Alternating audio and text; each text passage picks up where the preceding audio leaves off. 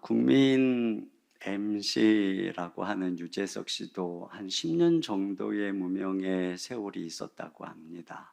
카메라 울렁증이 있어서 카메라 앞에만 서면 떠니까 웃기지를 못하는 거예요. 그러다 보니 이제 PD들이 점점 찾지 않고, 명색이 연예인인데 길을 가도 알아보는 사람이 없고, 그러다가 군대를 갔는데 제대 무렵에 아무도 나를 찾지 않으면 어떡하나 하는 그 잊혀짐의 두려움이 몰려오더라는 것입니다. 인기로 살아야 하는 연예인들에게 잊혀짐처럼 두려운 게 없잖아요. 사람들은 우리가 필요할 때 찾습니다. 자녀들도 어릴 때는 부모를 찾고 사회에서도 일터에서도 찾아요. 그런데 이제 우리가 실패하고 병들고 무력해지고 또 늙고 그러면 아무도 찾지 않아요. 점점 잊혀지는 삶. 이것이 어쩌면은 이제 인생의 막바지, 막다른 길, 밑바닥이라고도 할 수 있죠. 오늘 요셉에게 찾아온 것이 잊혀짐의 시험입니다. 여기 23절 한번 다시 한번 더 읽어볼까요? 시작. 술 맡은 관원장이 요셉을 기억하지 못하고 그를 잊었더라. 네. 그가 술 맡은 관원장이 다시 복권되는 꿈을 해석해 주면서 감옥에 나가면 자기를 기억해 달라고 이렇게 이제 부탁을 했는데 그가 잊어버린 것입니다. 사실 요셉은 그동안 승승장구했어요. 하는 것마다 일도 잘하고 용돈깨 하니까 인정받고 인기가 있었어요. 그런데 이제 지금은 감옥에 들어와서 간수와 죄수만 알 뿐 감옥 밖에서는 다 잊혀지는 것입니다. 가족에게 잊혀지고 보디발에게 버려지고 술관원도 잊어버린 거죠. 이대로 내 인생이 끝나는 것은 아닐까, 이런 두려움의 시간입니다. 하나님께서 왜 이런 시간을 허락하셨을까요? 잊혀짐 속에 담긴 우리 주님의 섭리의 손길을 좀 생각해 보려고 하는데요. 첫째로는 이 잊혀짐의 시간이 연단의 시간이라고 하는 것입니다. 먼저 이 맥락을 쭉 보면은 유혹을 이긴 요셉이 이 감옥 안에서 성령으로 충만해지는 것을 보게 돼요. 사실 그가 감옥에 들어갔다는 것 자체가 보디발의 아내의 유혹을 거부한 결과잖아요. 그건 지난번 살펴본 것처럼 집요하게 성적으로 유혹을 하는 것을 단호하게 거절했고 함께 있지도 않았고 결국은 옷을 버려두고 도망을 했습니다. 근데 이건 뭐냐면 그가 육신을 따르지 않고 성령을 따랐다. 자, 우리가 로마서에 비추어 말하면 그것이죠. 우리 신자 안에는 육체의 소욕과 성령의 소욕이 싸웁니다. 갈라디아서 5장 17절입니다. 시작. 육체의 소욕은 성령을 거스르고 성령은 육체를 거스르나니. 네, 이 둘의 싸움 속에서 요셉은 성령을 따른 것이죠. 그런데 그 결과 보디발의 아내의 모함으로 인해서 감옥에 들어온 것입니다. 그런데 그 감옥 안에서 하나님이 요셉과 더 깊이 가까이 하는 거예요. 자, 39장 21절입니다. 시작. 여호와께서 요셉과 함께 하시고 그에게 인자를 더하사 간수장에게 은혜를 받게 하심에. 내가 유혹을 이긴 요셉에게 성령 하나님이 더 깊이 그를 감동하시고 그와 함께 하시는 것입니다. 여러분, 성령님이 언제 가장 우리에게 충만하게 임하실까요? 그것은 우리가 유혹을 이길 때입니다. 예수님께서도 이게 왕 삼으려고 하는 그 강력한 유혹이죠. 그걸 이기시고 산으로 도망하셨습니다. 그리고 거기서 밤새도록 기도하시고 그 다음에 밤사경에 예수님이 물 위로 제자들을 향해서 걸어가시는 내용이 나오잖아요. 그건 성령님께서 예수님에게 충만히 임해서 예수님의 신성을 나타내는 그 엄청난 기적이 언제 일어나는가? 예수님이 유혹을 이기고 기도하실 때 일어나고 있는 것이에요. 여러분, 성령님께서 우리에게 신자에게 오신 목적은 우리로 하여금 육신의 정욕을 이기게 하려고 그런 것입니다. 그러니까 우리가 그런 성령님이 오신 목적에 맞게 성령을 구하고 유혹을 이기며 그렇게 걸어갈 때 성령님은 우리에게 가장 충만하게 임하시는 것이죠. 그래서 이 감옥 안에서 이 요셉이 성령으로 충만한 것입니다. 그러다 보니 성령으로 충만한 요셉에게 이 감옥 안에서 은사가 나타나고 있는 것을 알 수 있어요. 그것은 바로 꿈을 해석하는 능력인 것입니다.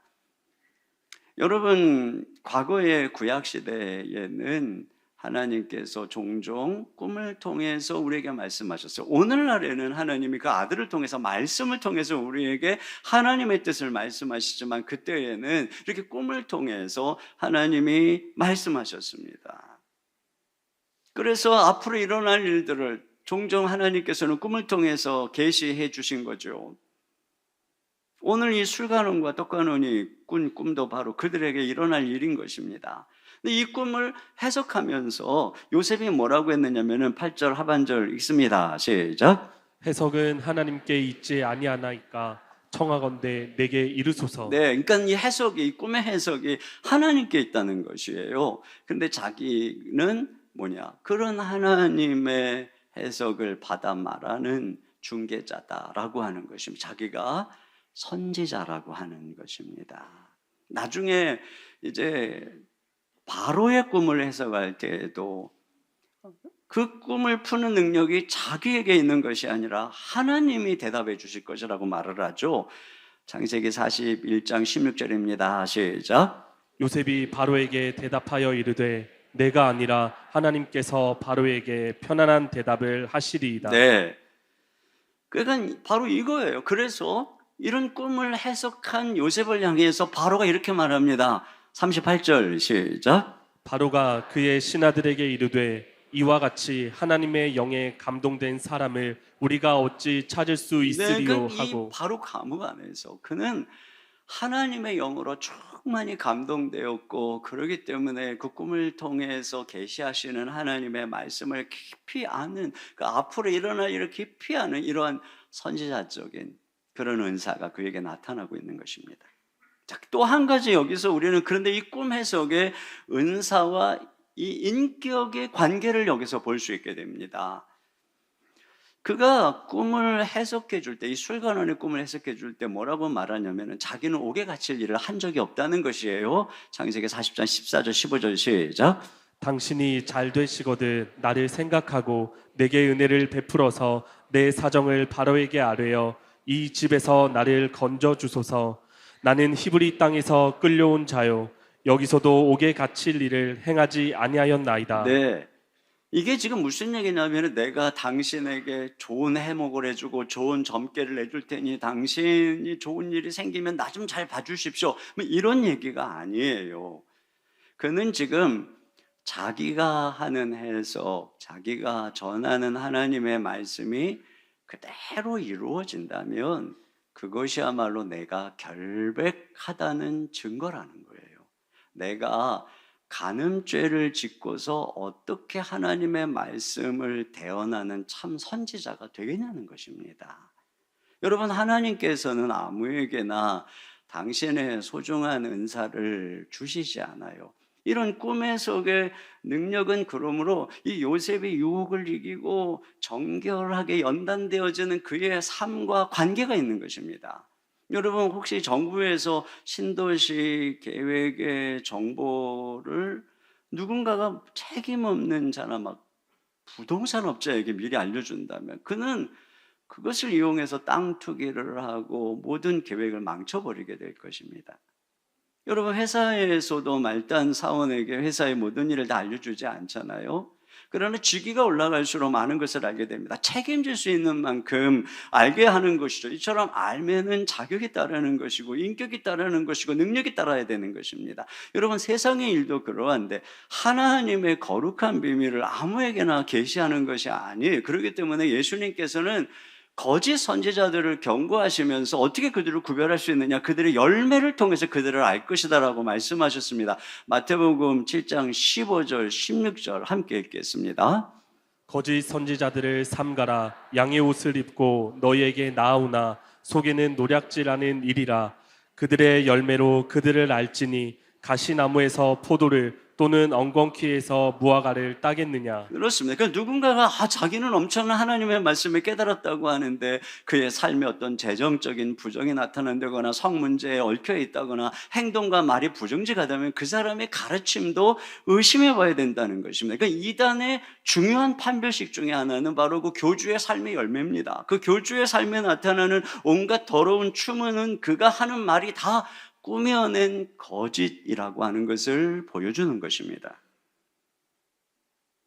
그런 면에서 우리가 여기서 주목하게 되는 건 뭐냐면 이 잊혀짐의 2년의 시간 뒤에 오히려 요셉의 꿈 해석의 능력이 커졌다는 것입니다. 그래서 지금 여기 처음에는 그 술관원의 꿈을 해석하고 그대로 되는 일이 일어나는데 나중에는 바로의 꿈을 해석합니다. 그건 개인의 꿈이 아니라 한 제국 온 열방의 운명이죠. 그걸 해석해냅니다. 그러니까 이건 뭐냐면 그가 이 감옥에서 더 온전한 그릇으로 인격으로 연단됐다는 것입니다. 그러니까 하나님이 그에게 더 큰 것들을 담아주고 있다고 하는 것을 알게 되는 것입니다. 그래서 시편 기자는 요셉이 감옥에 있었던 시간을 이렇게 표현하고 있어요. 먼저 시편 105편 17, 18절입니다. 그가 한 사람을 앞서 보내셨으며 요셉이 종으로 팔렸도다. 그의 발은 착고를 차고 그의 몸은 쇠사슬에 매였으니. 네, 그러니까 좀 낮에는 간수장이 맡겨진 일을 좀 풀려나서 왕의 죄수로 섬기는 일을 했는데 밤에는 그가 감옥 안에서 착고를 차고 쇠사슬에 매어 있었던 것입니다. 근데 언제까지 그가 그렇게 매어 있었느냐면은 시편 105편 19절 시작. 곧 여호와의 말씀이 응할 때까지라. 그의 말씀이 그를 단련하였도다. 네, 말씀이 응할 때까지라고 하죠. 그 말씀, 그 꿈, 하나님의 예언이죠. 그것은 바로 요셉이 국무총리가 돼서 세상을 살리고 그 흉년 속에서 모든 당신의 백성들을 구원하는 바로 그 말씀이 응하는 것이에요. 그런데 그것이 응할 때까지 무슨 일이 일어났습니까? 그 요셉이 연단된 것입니다. 그러니까 요셉은 거기에 합당한 자격, 인격이 필요했던 것입니다. 그래서 그 꿈이 이루어지는 국무총리가 되는 바로 그 순간까지 하나님께서 그를 그 고난 속에서 연단하셨다라고 하는 것이죠. 그러니까 잊혀진 시간이 어떤 시간이냐? 바로 그의 인격이, 그의 자격이 연단받는 시간이었던 것입니다. 어저께 특세 중에 우리 그 본죽의 대표이신 최복이 권사님이 이제 어제 간증을 하셨는데, 제가 그분의 간증을 들으면서 요셉의 삶에 나타난 섭리가 저분에게도 그대로 나타나고 있구나. 그러면서 이 요셉의 삶에 나타난 하나님의 섭리 오늘 우리들의 삶의 섭리구나 이런 생각을 하게 됐어요. 그분이 본죽을 하나님의 사업으로 세우고 본 미션 월드를 통해서 선교사님들을 후원하고 돌보는 사명을 감당하기까지 하나님이 그분을 엄청 연단하신 것을 들었습니다. 갑자기 잘 나가던 사업이 망하게 하시고 너무 고통스러워서 정신병원에까지 입원하게 되고 밑바닥에서 호떡 장사하고 그렇게 연단 속에서 차린 죽집을 통해서 오늘에 이르기까지 그 참 얼마나 많은 고난이 있었는지. 그러니까 하나님께서는 그런 말씀이 응할 때까지 하나님이 그에게 그 약속하신 그 사명을 주시기 전까지 먼저 그를 연단하시는 것을 알 수가 있어요. 그러니까 여러분, 우리가 지금 왜 내가 이런 고난 속에 있는가? 그게 망하라고 그런 것이 아닌 것입니다.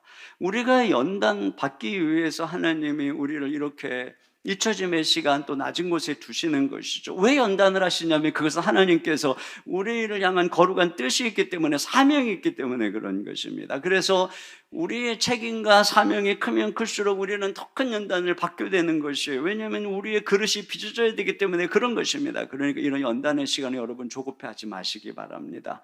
끝까지 이 속에 하나님이 연단을 이루실 때까지 인내할 줄 알아야 되는 것입니다. 두 번째로는 이 잊혀짐의 시간은 말씀으로 빚어지는 시간입니다. 여러분 조금 아까 보았던 이 시편 말씀에 보면은 이 19절 하반절에 그의 말씀이 그를 단련하였도다 이렇게 말씀하고 있습니다. 그러니까 말씀이 연단했다라고 하는 것입니다. 그러니까 무슨 얘기냐면은 이 고난 속에서 요셉은 그 말씀에 순종하는 사람이 됐다는 거죠. 말씀으로 그의 인격과 가치관과 성품이 형성되었다라고 하는 것입니다. 시편 119편 71절을 다 같이 보겠습니다. 시작. 고난 당한 것이 내게 유익이라. 이로 말미암아 내가 주의 율례들을 배우게 되었나이다. 네, 그러니까 고난의 때에 드디어 말씀이 들리는 거예요. 그 들리는 정도가 아니라 고난의 때는 말씀이 그냥 심장에 팍팍 박히는 것이에요. 그 말씀이 새겨지는 것입니다. 그래서 누군가가 이 고난은 하나님의 확성기다 이렇게 이야기를 한 것입니다. 이렇게 하기 위해서 하나님이 요셉이 잊혀지게 하신 것입니다. 가정총무로서의 인기도 칭찬도 거두어간 것입니다. 보디발의 인정도 거두어간 것입니다. 술간호도 잊어버리게 한 것입니다. 그리고 낮에는 옥중 죄수들의 재반 사무를 보았지만 간수장이 퇴근한 저녁에는 착고에 차여서 쇠고랑에 매어서 쓸쓸한 감옥에 홀로 남아있던 긴 시간을 무려 2년이라고 하는 외로운 시간을 보낸 것이죠. 그런데 하나님이 바로 그때 그를 깊이 만나주시고 말씀으로 빚어주신 것입니다. 하나님은 이처럼 종종 당신의 사람을 더 깊이 만나시려고 사람들에게 잊혀지게 하십니다. 그리고 홀로 있는 그 시간에 우리를 찾아오셔서 우리를 만나주시는 것입니다.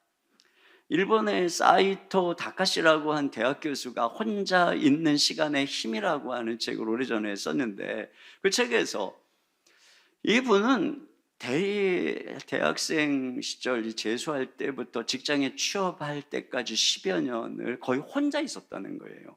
늘 처박혀서 혼자 공부하고 책 속에서 역사의 위인들과 교제하고 혼자 실력을 쌓고, 그렇게 보낸 10여 년 이 결과 자기가 그때 그 당시에는 그 책을 쓸 당시에 매년 30권의 저술을 1년에 말이죠. 30권의 저술을 하고 강연, 수업, 방송, 출연 등 바쁜 일정을 소화해내고 있다는 것입니다. 그런데 그것이 가능하게 한 것은 바로 그 10여 년 동안에 혼자 있는 시간이었다는 거예요. 그러면서 그가 교수로서 자기가 관찰한 것을 이야기하는데, 강의실에 혼자 온 학생이 있고 또 친구들과 같이 이렇게 앉아서 강의를 듣는 학생이 있는데, 혼자 있는 학생이 학습 에너지와 몰입도가 훨씬 우수하더라는 것입니다. 그래서 뭐라 그러냐면은 무리지어 다니면서는 절대로 뛰어난 사람이 될 수 없다. 오늘날 괄목상대, 즉 볼 때마다 눈을 비비고 다시 볼 정도로 발전하는 사람을 찾아볼 수 없는 이유가 어디에 있느냐? 그것은 혼자 있는 능력을 잃어버렸기 때문이다. 공부라고 하는 것이 고독 속에서 혼자 하는 것이고, 문제집도 혼자 푸는 것이고, 책 읽는 것도 다 혼자 하는 것이기 때문에 혼자 있을 줄 모르면 이 시대에 실력 있는 존재가 되지 못한다. 시간이 부족하다는 탓을 하는데 하루 종일 사람과 어울려 다니니까 그렇다, 이런 얘기를 했어요. 저는 이분의 말에 다 동의하진 않아요. 뭐 서로 관계도 할 줄 모르고 맨날 혼자서 공부만 하고 책만 보고 이래갖고 아무리 지식이 많은데 그 사이에 무슨 리더가 되겠습니까? 그러나 분명한 거 한 가지가 있죠. 혼자 있어야만 책을 보는 거, 혼자 있어야 공부를 하는 것이에요. 이처럼 우리가 혼자 있을 때 하나님의 말씀을 읽고 듣고 묵상할 수 있고, 혼자 있는 사람이 하나님의 내 인생, 내 인격에 말씀하시는 음성을 듣게 되는 것입니다. 모세가 언제 하나님을 만났어요? 광야에서 혼자 있을 때인 것입니다. 또 시내산에서 40일 동안 산에 올라가서 혼자 있을 때 거기서 율법의 말씀을 들은 것입니다. 엘리야가 40주야를 이 호렙산이 시내산 그곳을 향해 갔을 때 그 혼자 하나님 앞에 단독자로 서 있는 그때 세미한 음성으로 그에게 말씀하시는 음성을 들은 것입니다. 여러분, 예수님의 삶의 특징도 뭐예요? 예수님 혼자 계시지 않았죠. 늘 제자들과 함께 무리 가운데 공동체 생활을 하셨습니다. 그러나 새벽 미명에 그 무리로부터 떠나 하나님 앞에 혼자 기도하실 줄 알아서 한적한 곳에서 또 혼자 산으로 가서 기도하셨던 것입니다. 그러니까 여러분, 우리가 하나님의 말씀을 깊이 깨닫는 것은 혼자 있는 시간에 절대적으로 필요한 것입니다. 그러니까 우리가 혼자 있지 못한다면 주님의 음성을 들을 수 없어요. 오늘날에 우리 영적인 무력함이 있다면 바로 여기에 있는 것입니다. 그런 면에서 헬린 나우엔이 늘 하는 얘기가 뭐냐면은 우리는 이 외로움을 고독으로 승화시킬 줄 알아야 된다는 것입니다. 하나님께서는 우리하고 혼자 대화하시려고 우리를 때때로 잊혀지게 하시고 외롭게 혼자 두고 이런 상황에 두는데, 우리는 그 외로움을 못 견뎌가지고 인터넷 서핑을 하고 웹툰에서 시간을 보내고 쇼폼 동영상 보느라고 막 시간 보내고 그러면서 혼자 있는 것 같지만 혼자 있지 않는다는 것입니다. 그러나 우리가 이 외로움을 그래봐야 사실 절대 그 외로움의 목마름 해결되지 않거든요. 어떻게 되는 것입니까? 그때의 외로움을 고독으로 하나님 앞에 나아가 기도하고 그 말씀 앞에 나아가는 그런 시간이 되어야 되는 것입니다. 어제 이 최복희 권사님이 잘 나가다가 이제 망한 이유, 어제 많은 분들이 들었지만 못 들은 분을 위해서 너무 간증이 좋아서 제가 조금 말씀을 드립니다. 이분이 이제 사업이 잘 되니까 부천에 사시다가 강남으로 이사를 한 거예요. 파락군으로 자녀 교육도 시킬 겸 말이죠. 그리고 거기서 살다 보니까 그 서초동에 그 더 좋은 데서 살고 있는 그 사람들의 집이 보이고 거기까지 올라가고 싶어 하는 그 마음이 막 생기더라고 하는 것입니다. 이런 욕심, 야망, 이런 옛 자아감 말이죠. 그때서부터 이제 무너지기 시작한 거예요. 처절하게. 빚쟁이가 쫓아다니는. 그런데 하나님이 언제 그를 세워주셨는가? 그 간증을 들어보니 고난 속에서 하나님이 이 권사님을 말씀으로 단련한 것입니다. 그래서 그분이 그 말씀을 읽고 말씀을 들으면서 마음에 와닿는 좋은 말씀들을 다 노트에 적기 시작을 했대요. 내 인생에 이건 지침으로, 앞으로 내 삶의 지침으로 삼을 거야. 그렇게 적고 그걸 늘 외우고 하는 것이 자기 노트에 400구절. 그걸 늘 말씀의 지침으로 삼고, 그리고 주일 설교를 들을 때 다 노트에 적는다는 것입니다. 그러다 보니까 이 분의 안에 있는 정말 그 말씀을 들으면 그런 생각이 들었어요. 세속적인 가치관이 사라지고 말씀으로 비전과 꿈을 삼고 하나님의 말씀이 이분의 체질과 인격과 성품과 가치관을 빚어주고 계시는구나. 이렇게 먼저 하나님이 그분을 말씀으로 빚으시고 그리고 그를 사용하고 있는 것을 보게 되는 것입니다. 세 번째로 이 잊혀짐의 시간으로 배움의 시간이었다라고 하는 것입니다. 여러분, 이제 2, 3년 정도의 감옥에서 나온 이후에 나타나는 모습은 바로의 꿈을 해석하죠. 근데 꿈만 해석하는 것이 아니라 해답까지 제시를 해요. 그 해답만 제시하는 것이 아니라 본인이 바로 그 해결자가 됩니다. 이걸 탁월하게 수행을 하죠. 그래서 잊혀짐의 시간이 국무총리의 수업 시간이었구나 하는 것을 알게 됩니다.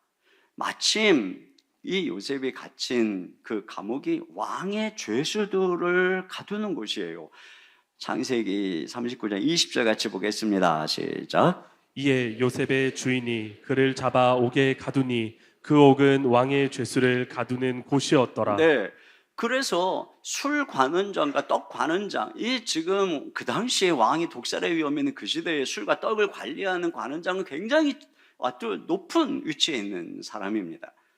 그러니까 친위 대장 보디발이 특별히 요셉에게 이 두 관원장을 섬기라고 지시를 합니다. 이걸 보면 말이에요, 보디발이 아내의 말 때문에 요셉을 가두기는 했지만 여전히 요셉을 신뢰하고 있다고 하는 것을 알 수가 있습니다. 그러니까 앞으로도 그 이후로도 중요한 왕의 관원들이 죄수로 들어오면은 요셉이 섬겼을 게 분명하죠. 그러니 그들이 할 일 없는 감옥에서 이 자기를 섬기는 요셉에게, 더군다나 또 요셉은 막 꿈까지 해몽을 해준 사람이니 그것도 다 알 거 아니에요. 그러니 얼마나 많은 이야기를 하지 않았을까 싶어요. 하나님의 섭리 속에서 아마 정치, 경제, 사회 각 분야의 왕의 관원들이 그곳에 들어오고 또 만날 기회가 있지 않았을까 하는 생각을 해봅니다. 그런 과정을 통해서 바로의 성격도 알게 되고 애굽 왕실의 분위기도 알게 되고 애굽의 정치, 경제도 알게 되지 않았을까. 결국은 이 잊혀진 2년 동안 그는 감옥에서 국무총리 수업을 받은 것이에요. 그러니까 그런 끝에서 보니까 이 지금 감옥에서의 시간이 이게 버림받은 시간이 아니더라는 거죠. 하나님의 섭리 가운데 있는 소중한 시간이더라고 하는 것입니다. 또 한 가지 눈여겨봐야 되는 건 뭐냐면, 그러면 이 수업에 임하는 요셉의 태도입니다. 그게 뭐예요? 아주 그냥 동일한 가정 총무로 일할 때와 동일한 성실과 섬김의 모습입니다. 그래서 그에게 맡겨진 재반 모든 감옥의 재반 사무를 돌볼 때 하나님이 다 형통케 하니까 간수장이 요셉에게 맡기면 돌아보지 않는, 똑같아요. 그가 받은 평가가 가정 총무로 일을 할 때도 보디발에 맡기면 뭐 간섭을 하지 않았던 것처럼 간수장도 똑같은 것입니다. 그러니까 그는 동일한 모습으로 섬기고 있어요. 이렇게 낮아진 자리에서도 말이에요.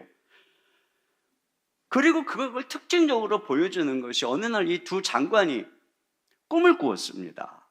근데 이제 해석할 길이 없으니까 근심하고 있는 거예요. 그런데 중요한 것은 요셉이 아침에 그들에게 들어가서 보니까 얼굴에 근심빛이 있는 걸 보았다는 거예요. 자, 6절 같이 보겠습니다. 시작. 아침에 요셉이 들어가 보니 그들에게 근심빛이 있는지라. 네. 원래 사람이 말이에요. 자기가 어떤 근심 염려가 있고 그 근심에 갇혀 있으면 다른 사람의 근심빛을 못 봐요. 사실 요셉이 지금 얼마나 억울합니까? 그리고 앞으로 어떻게 될지 지금 얼마나 지금 마음에 근심과 두려움이 많겠습니까? 그런데 요셉은 자기가 섬기는 그들의 얼굴에 있는 근심빛을 알아챘어요. 그래서 그들에게 또 물어요. 자, 7절 시작. 요셉이 그 주인의 집에 자기와 함께 같이 바로의 관원장에게 묻되 당신들이 오늘 어찌하여 근심빛이 있나이까? 네. 왜 근심빛이 있냐고 묻는 것입니다. 그냥 지나치는 것이 아니라 돕고자 하는 것입니다. 그런데 바로 그가 그날 아침 그냥 지나치지 않고 눈여겨보았고 또 물었고 돕고자 했던 바로 이 순간이 요셉을 국무총리로 만들어주는 기회가 되는 것입니다. 여러분, 이 꿈은 3일 후에 이루어질 꿈입니다. 그러니까 3일만 지나면 술관원장은 복직돼서 추록하게 되는 것이고 또 떡관원장은 처형되게 되는 것입니다. 이들이 요셉하고 머물러 있을 시간은 딱 3일이죠.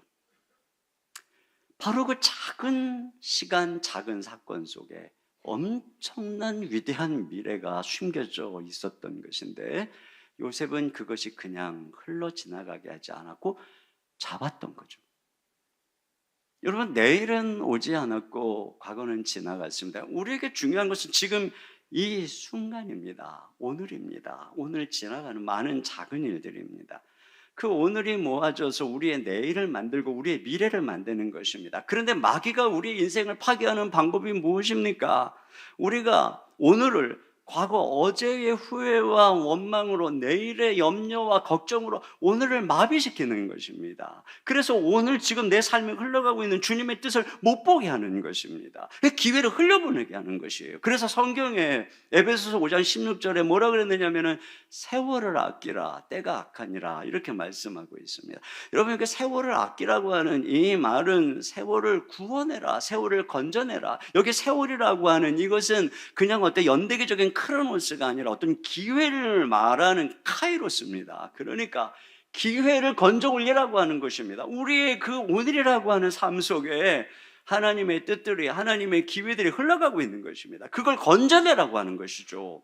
그걸 위해서 그 다음 절에 에베소서 가보면은 성령 충만을 받으라고 하는 것입니다. 그러니까 여러분, 우리가 성령 충만할 때 우리는 모든 순간에 여러 가지 세상의 것들을 잃어버리고 이 순간순간 세월을 아끼고 기회를 잡을 수 있게 되는 것이죠. 이게 성령 충만은 요셉의 한계 바로 그거예요.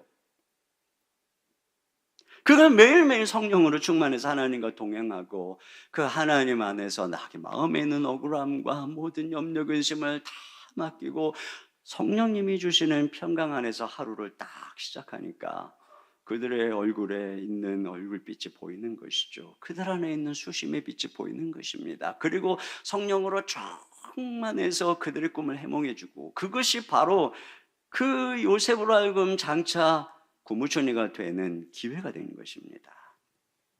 어저께 그 최복이 권사님의 간증에서도 제가 발견한 게 바로 그것이었어요. 망해가지고 빚쟁이에게 쫓기고 정신병원에 입원하고 죽고 싶고 그야말로 자기와 남편이 정신줄을 놓고 살아갈 때 늘 새벽 기도를 하던 시어머니가 올라온 겁니다. 그래가지고 같이 살면서 매일 새벽기도 가서 기도를 하시면서 낮에는 폐지와 빈병을 줍기 시작한 거예요. 그러니까 아들이 그걸 보고 왜 우리 어머님 더 이렇게 힘들게 합니까? 라고 하니까 어머님이 정신 차리라고 이렇게 한마디를 하는 순간에 이 두 분 정신이 번쩍 났대요. 그래가지고 호떡 장사를 하면서 최선을 다하다 보니 오늘날의 레시피를 만드는 법을 배우고 그 외 이런저런 과정을 통해서 많은 것들을 배우고 그러다가 작은 죽집을 낸 겁니다. 근데 죽집이 뭐 잘 되지는 않은 거예요. 그러니까 손님이 뭐 1시간에 한 번, 뭐 2시간에 한 번 이렇게 오니까 시간이 많잖아요. 근데 죽을 사러 오는 분들이 대부분 어딘가 막 아프고 그런 분들이잖아요. 그래서 물어봤대요. 어디가 아프냐? 또 지금 상태는 어떠냐? 그래가지고 거기에 그분에게 맞춤 죽을 그냥 그때그때 그분의 상태에 맞게 딱 맞춤 죽을 해주기 시작했다는 거예요. 그러다 보니까 그 소문을 듣고 사람들이 막 더 오기 시작해가지고 막 하루에 이제 100그릇도 팔게 되고 막 이렇게 된 거죠. 그러다가 보니까 시간이 막 쫓기죠. 막 주방장에서 막 주방장이 그렇게 하지 말라고 하는데도 그 초심을 잃지 않고 끝까지 물어본 거예요. 그래가지고 오늘날의 본죽이다 이런 말을 하더라고요. 제가 들으면서 야, 요셉하고 똑같잖아요. 요셉이 물어봤잖아요. 이것처럼 이렇게 섬기는데 여기에 그렇게 하면서 그 순간순간에 지나가는 기회를 잡은 거잖아요. 여러분이 엄청난 기회가 뭐 높은 데서 주어진 게 아니잖아요. 지금 요셉의 삶도 보세요. 기회가 어디서 주어지고 있냐? 낯선 곳에서, 익숙하지 않은 곳에서, 자기가 익숙했던 아버지 집에서 목동으로서는 배울 수 없었던 것들을 지금이 애굽에서 종살이하면서 배우는 것입니다. 그러니까 내가 익숙하지 않은 장소, 원하지 않은 장소, 원하지 않은 부서, 원하지 않은 학교, 그런데 거기서 우리는 실력이 늘고 뭔가 뜻밖의 것들을 배우게 되는 것이에요. 또 한 가지는 낮은 곳입니다. 그가 아버지 집에서 사랑받는 아들일 때가 아니라 보디발의 집에서 종이 되었을 때 꿈을 향해서 배움의 길이 열리기 시작합니다. 그리고 이제는 또 죄수가 더 낮아진 곳에 갔을 때 거기에서 더 많은 기회를 얻게 되고 꿈에 더 가까이 나가게 되는 것을 보게 되는 것이죠. 무엇보다 그곳은 섬기는 곳이었어요. 그는 정말 어떤 상황에서든 항상 한결같은 마음으로 섬겼습니다. 거기서 기회가 온 것이에요. 다윗은 고난의 아둘람 굴에서 거기서 억울하고 파산하고 가난하고 상처 입은 이런 사람들하고 같이 지내면서 거기서 진정한 지도자의 덕목이 무엇인지, 백성들의 아픔이 무엇인지, 하나님이 기뻐하시는 통치가 무엇인지를 배운 것이죠. 여러분, 이랜드의 박성수 회장은 대학생활 중에 근무력 중으로 병원에 입원해 있는 동안에 3,000권의 책을 읽었다고 그러잖아요. 기적적으로 병이 낫고 이제 오늘날의 이 이랜드의 기업을 세운 그 원동력을 그분은 그 시절에 그때에 열심히 보았던 바로 그 병원에서 시간 때문이라고 말합니다. 가장 위대한 문학가인 윌리엄 셰익스피어의 직업이 뭘까에 대해서 어떤 사람은 양털 빚는 사람이다, 어떤 사람은 목사다, 어떤 사람은 뱃사람이다, 어떤 사람은 말장수다, 이런 여러 가지 분분하다는 것입니다. 오늘 정확하게 셰익스피어가 누군지 잘 모르잖아요. 그 이유가 뭐냐면 그 책의 내용에 정말 양털 빚는 사람이 아니면 할 수 없는, 목사가 아니면 쓸 수 없는, 뱃사람이고 말장수가 아니면 쓸 수 없는 다양한 해양 용어와 뱃사람의 용어 등 전문 분야 지식이 거기에 막 담겨 있으니까요. 그만큼 그는 여러 곳에서 풍부한 인생 경험을 했다는 것이죠. 잔잔한 바다에서는 좋은 뱃사공이 만들어지지 않는다라고 하는 말이 진리인 것입니다. 그러니까 여러분, 직장도 늘 편안한 길, 안전한 길, 다른 사람들이 막 선호하는 길만 따라가다 보면은 성장하지 않아요. 제가 사랑의 교회 부역자로 있을 때 어느 날 이제 그 수양관의 주말교회 사역을 다른 목사님이 하고 있었는데 그분이 이제 하시다가 뭐 힘들어서 못하겠다고 절더러 하라고 이제 목사님이 부른 거예요. 그분이 저를 추천했다는 거예요. 내 의사도 안 물어보고 말이죠. 그래서 저는 이제 졸지에 주말마다 1박 2일로 토요일 날 내려가서 주일까지, 그리고 또 때로는 금요일 날 내려가서 막 2박 3일 이렇게 매일 내려가서 주말에 내려오는 성도들을 위해서 스태프들과 공연 준비하고 캠프 준비하고 가정사역 준비하고 그러기 위해서 강사들을 섭외하고 만나러 다녔습니다.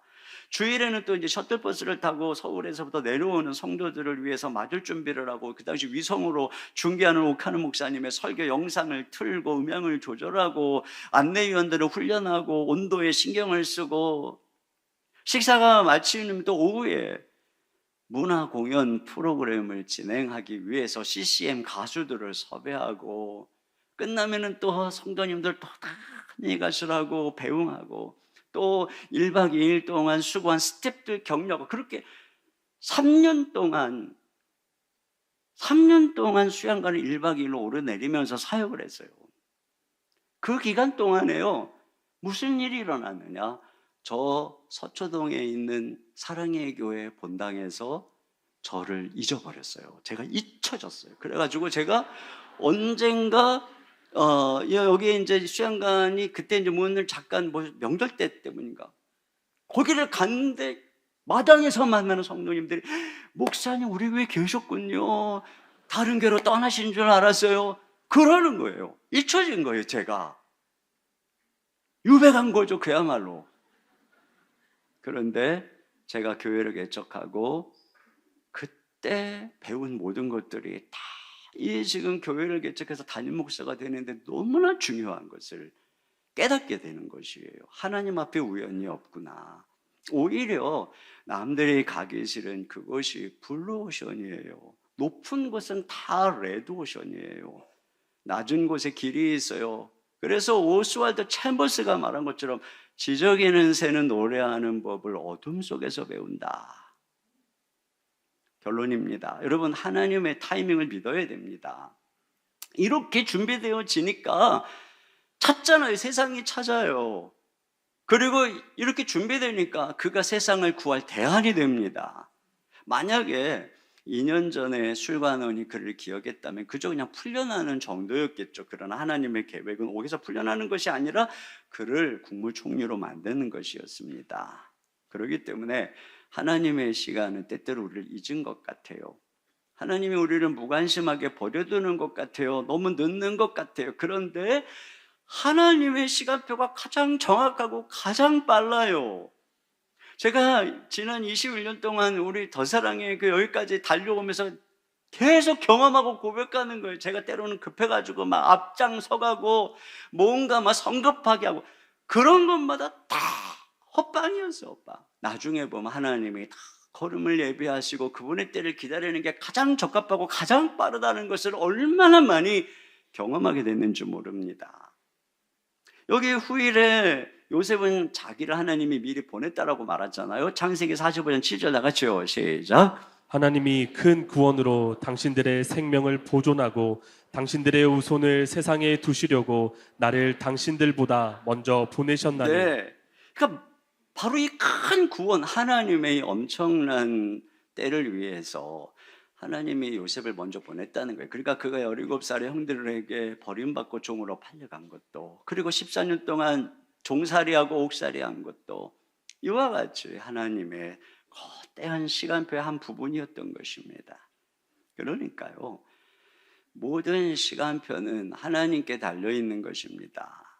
여러분, 우리가 이 거대한 하나님의 엄청난 시간표의 한 부분이기 때문에 하나님께서 이 삶의 정치의 모든 것들을 돌리시면서 내 삶을 그 톱니바퀴에 딱 갖다 끼우는 이 타이밍은 역사의 주관자이신 하나님이 가장 정확한 것이고 하나님만이 아시는 거예요. 그러니까 우리가 그것을 신뢰해야 됩니다. 근데 여러분, 이 신뢰라고 하는 것에는 힌트가 없어요. 그저 믿을 뿐이에요. 요셉의 학교에는 어떤 힌트도 없어요. 아마 그냥 끊임없이 감옥 안에 있는 그는 순간순간, 이것도 인간이니까, 내가 이렇게 영원히 노예로 끝나는 건가? 내가 이렇게 감옥에서 영원히 잊혀지는 것인가? 여러분, 우리에게 다가오는 고난은 그와 같습니다. 내가 과연 다시 회복될까? 다시 일어날 수 있을까? 어떤 힌트도 없어요. 어둠뿐이죠. 한 가지뿐입니다. 믿음이죠, 믿음. 하나님을 향한 믿음. 여러분, 우리가 하나님을 향한 믿음이 헛되지 않는 이유가 뭐냐면, 우리는 오늘 여기 등장하는 요셉을 통해서 메시아 예수 그리스도의 그림자를 보기 때문입니다. 예수님은 우리보다 먼저 잊혀짐의 길을 가신 분입니다. 하늘에 하나님이신 하나님의 아들이신 그분이 이 땅에 어떤 대제국의 왕궁에 역사적으로 유명한 인물로 내려오신 것이 아니라 아무도 기억하지 않는 나사렛이라고 하는 곳에서 자라시고 대부분의 시간을 보내셨습니다. 뭐 이스라엘 나라 밖으로 선교 여행을 다니신 것도 아닙니다. 또 그 작은 이스라엘 나라 안에서도 제사장이나 또 사두개인이나 뭐 그런 또는 뭐 왕족이나 뭐 이런 그룹에 들어가거나 또 그들의 인정을 받은 것도 아닙니다. 오히려 주님은 오해받으시고 모함당하셨습니다. 예수님을 따르던 자들도 결국에는 다 외면하고 제자들까지 등을 돌리고 도망했습니다. 그리고 예수님은 두 강도 틈에서 죄인이 되어 십자가에 못 박혀서 죽으셨습니다. 그렇게 죄인이 되어 죽으신 예수님은 무덤에 던져지셨습니다. 잊혀졌어요. 버려졌습니다. 그런데 하나님께서는 그 예수님을 잊지 않으시고 3일 만에 부활시키시고 그분을 하늘 보좌 우편에 앉히시고 그분은 우리의 주가 되셨습니다. 여러분, 왜 아무 죄가 없으신 하나님의 아들이 이렇게 잊혀지고 이렇게 버려졌을까요? 그것은 우리의 죄로 인해서 우리가 감옥에 들어가 영원히 잊혀지고 버려져야 될 우리를 위해서 아무 죄가 없으신 예수님이 요셉이 죄가 없는데 감옥에 들어간 것처럼 우리를 위해 잊혀지고 우리를 위해 버려졌기 때문에, 그렇기 때문에 예수님 안에서 하나님이 절대로 우리를 잊어버리지 않는 것입니다. 그래서 성경 보세요. 이사야서 49장 15절 시작. 여인이 어찌 그 젖을 먹는 자식을 잊겠으며 자기 태에서 난 아들을 긍휼히 여기지 않겠느냐. 그들은 혹시 잊을지라도 나는 너를 잊지 아니할 것이라. 그렇습니다. 여러분, 이것입니다. 우리가 고난의 터널에 내가 잊혀진 거 아닐까, 나는 버려진 것 아닐까. 그런데 우리는 이 예수님 안에서 그렇지 않다는 것을, 하나님은 나를 보고 계시고 사람은 나를 잊어버려도 하나님은 잊어버리지 않는다는 것을, 그리고 하나님의 타이밍이 있다는 것을 우리는 알게 되는 것입니다. 그리고 지금은 그 고난의 뜻을 모르지만 우리가 장차 이 요셉이 결국은 그날의 모든 걸 이해한 것처럼 우리도 알게 될 것입니다. 어쩌면은 종종 이 세상을 살아가는 동안에는 이해할 수 없는 일들도 있습니다. 그러나 저 천국에서는 다 이해하게 될 것입니다. 그렇기 때문에 우리는 끝까지 그분을 신뢰하고 믿음으로 걸어가는 것입니다. 하나님은 오늘을 살아갈 힘은 반드시 주십니다. 내일을 살아갈 힘까지는 안 주세요. 그러나 그날의 일용할 양식을 주시듯이 아무리 힘들고 슬프고 어려워도 오늘 살아갈 힘은 주십니다. 요셉이 그렇게 2년을 3년을 그 감옥에서 버틸 힘을 주셨던 것처럼 하나님은 우리가 이 터널을 지나갈 때에 오늘을 살아갈 힘을 반드시 주세요. 그러니까 여러분, 매일매일 오늘만 사시면 돼요. 그리고 또 내일만 사시면 되고, 그렇게 하루하루 주의 뜻을 행하면서 걸어갈 때 때가 차면 하나님의 타이밍에 하나님의 거룩하고 놀라운 뜻이 우리의 삶에 펼쳐지게 될 줄로 믿습니다. 우리 시간에 같이 함께 찬양 드렸으면 좋겠는데요. 나 지금 말고 그날에 더 좋은 그 나라에서 이 눈물의 뜻을 알고 또 그 말씀 이해하리. 이곳에서 못다한 일 그곳에서 끝마치고 저 하늘의 비밀 풀면 그땐 모두 이해하리. 내 손잡은 주 믿고서 험악한 길 다 갈 동안 늘 힘있게 찬송하면 그날 그 뜻 이해하리. 우리 같이 찬양하겠습니다.